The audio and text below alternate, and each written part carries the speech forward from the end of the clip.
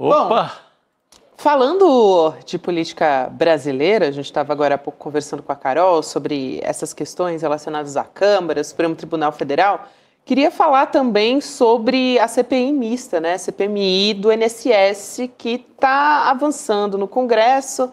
O caso é que a oposição protocolou o pedido, mas depende do presidente do Senado, Davi Alcolumbre, né, de fato aceitar esse pedido. Então, agora, a gente tem um posicionamento do governo a respeito disso, que mudou um pouco o discurso. O líder do governo no Congresso, o senador Randolfo Rodrigues, falou a respeito disso para a Globo News. Então, vou trazer aqui a frase do senador Randolfo para a gente poder discutir um pouco do que tem por trás de tudo isso, bastidores políticos e tudo mais. Ele disse o seguinte, abre aspas, não precisamos adiar a instalação da CPMI. Agora é pleitear o comando e a relatoria. Temos deputados e senadores suficientes para ficar com as duas, presidência e relatoria. Ele está falando aqui nesse caso, né? Também, segundo o G1, a deputada Tabata Amaral, do PSB de São Paulo, ela pode ser um nome, está sendo cotada para a relatoria da CPMI. Chico e Juliano, me faz lembrar, né, da outra Da CPI. A gente está aqui numa transmissão de pensamento, né? Só de olhar a gente já... Aquela do 8 de janeiro, não é isso? Parece que está compensando para o governo levar adiante. O governo ficou ali na moita, era aparentemente contra, agora a gente começa a saber de toda a história. A história é muito centrada ali em 2020, o Arapuca, o ninho da rataria roubando o INSS é no governo Bolsonaro. É ali que se multiplicam essas associações e entidades e fazem uma rapinagem, né, direto nas aposentadorias no Brasil inteiro. Essas histórias começaram a vir à tona e o governo não tem o que temer nessa parada. Quem tem que começar a se preocupar são os bolsonaristas, porque ontem o Jornal Nacional trouxe um personagem interessantíssimo, que é um servidor público que tentou fazer uma denúncia durante o governo Bolsonaro, durante a gestão do Moro, Sérgio Moro, no Ministério da Justiça, e ele não conseguiu.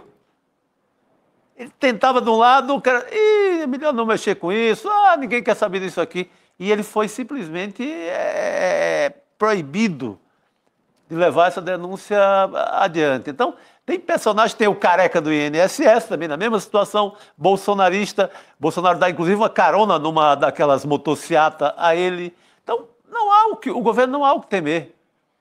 O governo que coloca para investigar, que troca gente no INSS quando sabe da história. Então, é tocar o pau.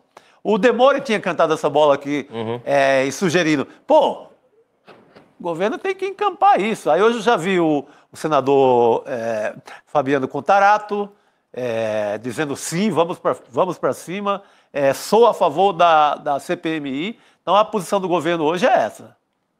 E tem duas discussões aí que estão agora nos bastidores. A primeira é sobre a instalação, que é a fala do Randolph, porque na CPMI da Covid, vocês lembram que na época o Senado ficou ali enrolando, né? O Rodrigo Pacheco era o presidente do Senado e não queria instalar. E houve um recurso ao Judiciário e a Justiça disse, olha, CPMI é direito de minoria e acabou instalando à força.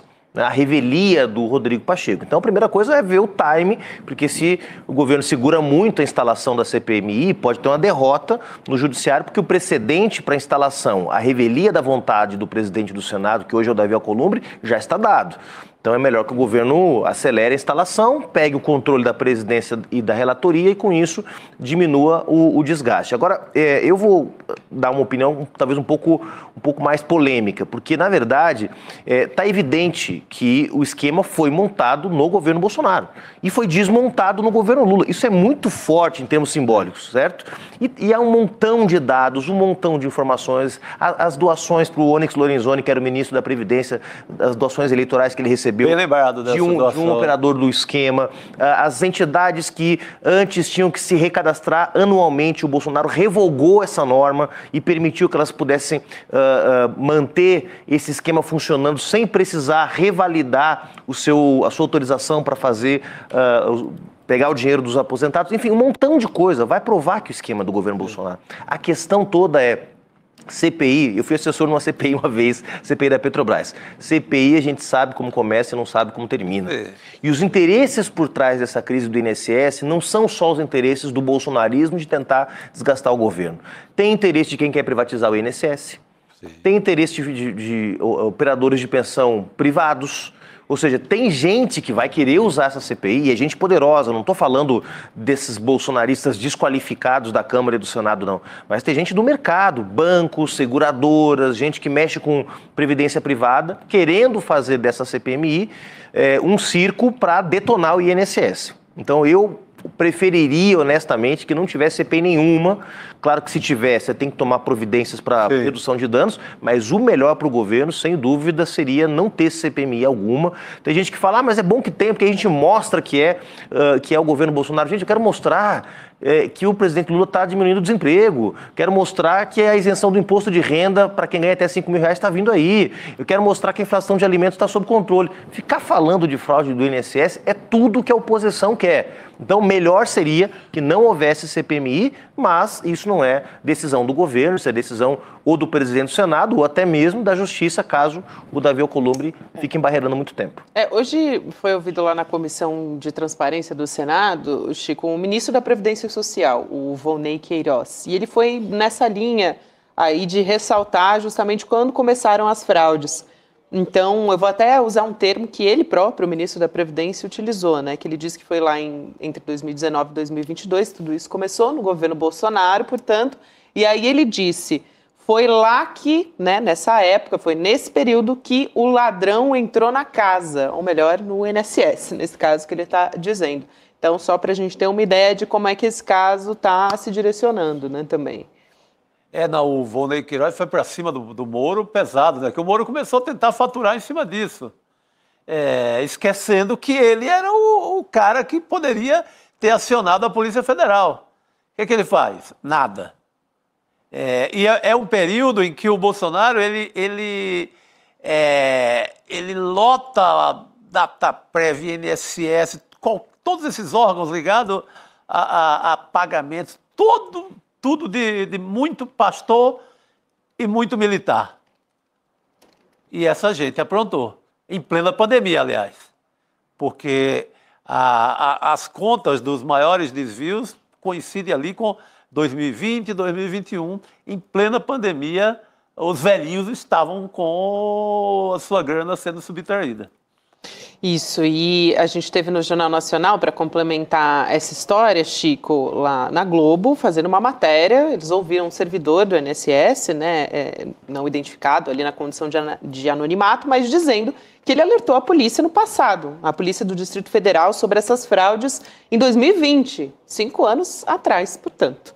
Então, tem ali um conjunto importante, né? Um conjunto de documentação e probatório importante nessa história toda. Sim, não, tem toda essa origem bate muito com o governo Bolsonaro. Não? O próprio Bolsonaro, numa entrevista no UOL essa semana, ele admite, porque não tem como fazer. Admite que pode ter começado lá mesmo. Para o Bolsonaro admitir, porque... Os dados mostram, né, Chico, o aumento desses, vou chamar de empréstimos, porque não eram empréstimos, na verdade era um recurso que era subtraído sem a autorização, mas formalmente, para fins legais, até então aparecia como se fosse uma espécie de benefício que o pensionista estava tendo ao se associar a um programa de benefícios, digamos assim, né? Se você vê os gráficos, em 2019 é quando realmente começa a funcionar com mais volume, e aí tem um pico em 22, que é o ano da eleição do Bolsonaro. É o ano que o Bolsonaro precisava de dinheiro para financiar sua campanha, é o ano que os caras talvez perdessem a eleição, depois não se sabe como ficaria, se alguém ia descobrir o esquema, como foi descoberto pela Polícia Federal. Então em 22 tem um pico. O gráfico mostra, assim, dá um salto, que é o ano onde o esquema realmente ganha uma outra escala, né? Exatamente. Posso também embarcar aqui em outros assuntos relacionados ao governo? Daqui a pouco a gente vai voltar a falar sobre o velório do Pepe Mujica, lá em Montevidéu, mas trazendo um pouco do bastidor dessa viagem de Lula à China e também durante o voo também, porque ele foi com uma delegação, com os ministros dele. Daqui a pouco a gente traz reportagem de Rodrigo Viana a respeito do Pepe Mujica, do velório, da despedida do Pepe. O presidente Lula levou o Guilherme Boulos nessa delegação, né, na comitiva para o Uruguai também. E está sendo dada, a gente já falou a respeito disso, na verdade, desde antes de eu sair de férias, a gente já falava, né, sobre essa nomeação do Boulos para a Secretaria-Geral da Presidência, e ele substituiria, o Márcio Macedo pelo arranjo das coisas ali. Como é que está essa história no bastidor, Chico? Porque realmente parece que ele está ali trazendo o Boulos para essa vida ali da comitiva, né, dos acertos do governo, enfim, é uma sinalização também, não só para o Boulos. É dado como certo já, né, a chegada do Boulos no governo, no palácio, ali na vizinhança geográfica do Lula. Eu acho que vai fortalecer muito o diálogo do Lula com movimentos sociais, com massa, né, com quem está na rua, com quem precisa de casa, com quem faz movimento social, com quem mexe com a vida real do Brasil. Acho que conecta muito o governo com esse universo. Acho que o Boulos dá uma contribuição importantíssima. Nessa hora, chegando já afunilando para 2026, ano eleitoral, eu acho que é um ganho e tanto para a equipe do Lula. Muito bem.